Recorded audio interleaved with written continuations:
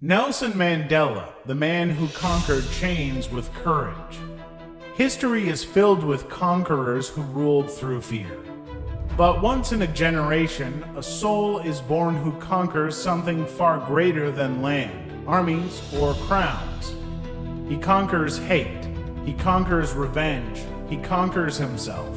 Nelson Mandela's life teaches an eternal truth that you don't become great by what you conquer outside, but by what you conquer within. And when you master yourself, no prison can hold you. No injustice can silence you, and no darkness can stop your light. Nelson Mandela was born in 1918 in a small village called Mvezo in South Africa. His given name, Rolihlala, literally meant pulling the branch of a tree. A troublemaker, destiny was already whispering his future. He was born into a world divided by skin color, a world where the law said some humans were superior and others were less than human, a world where opportunity was reserved for a few and suffering was inherited by millions. As a young boy, Mandela did not yet know the word apartheid, but he felt it. He felt it in the humiliation of elders. He felt it in the silence of the oppressed. He felt it when doors were closed not because of ability, but because of color. Yet even then, something burned inside him, not hatred, not rage, but purpose. Education, the first act of rebellion.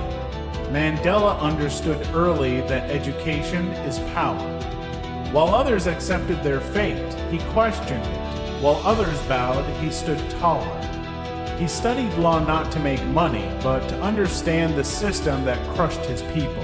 He became one of the first black lawyers in South Africa, and that itself was an act of defiance. He saw injustice not as an abstract idea, but as a daily wound inflicted on millions. The law, which was supposed to protect, had become a weapon. Mandela made a decision that would define his life. I will not live quietly in an unjust world. From peaceful protest to dangerous resistance. At first, Mandela believed in peaceful resistance. He organized protests. He spoke with fire and clarity. He believed reason could defeat cruelty, but apartheid did not listen. Peaceful protesters were beaten. Unarmed men were killed. Women and children were crushed under boots and bullets. Mandela faced a terrible question, one that tests every true leader. How far should you go to fight injustice? He chose resistance, knowing full well the cost. He knew prison was likely. He knew death was possible, but he also knew something deeper. Freedom is never given, it is taken, the trial that echoed through history. In 1964, Mandela stood before the apartheid court, facing a sentence that could end his life. The judges expected fear, they expected apology, they expected surrender. What they got instead was immortality. Mandela spoke words that would shake the world. I have fought against white domination, and I have fought against black domination. I cherish the ideal of a democratic and free society. It is an ideal for which I am prepared to die. In that moment, he was no longer just a man, he became a symbol. 27 years of chains and an unbreakable mind. Mandela was sentenced to life imprisonment. He was taken to Robben Island, a brutal prison surrounded by cold ocean waters and razor wire. His cell was small, damp, and empty. Except for one thing, hope. For 27 years, Mandela lived behind bars. No soft bed, no privacy, no freedom. But prison made one fatal mistake. It imprisoned his body, not his spirit. He was forced to do hard labor. He was denied basic dignity. He was separated from his family. He watched years turn into decades. Many men would have emerged broken. Mandela emerged forged. He read, he studied, he listened, He observed his enemies closely not to hate them, but to understand them. And in that understanding, he found a weapon more powerful than violence. The greatest victory, mastery over hatred. Here is the truth few people understand. Mandela's greatest victory was not becoming president. After 27 years, Mandela had every excuse to seek revenge. The world would have understood.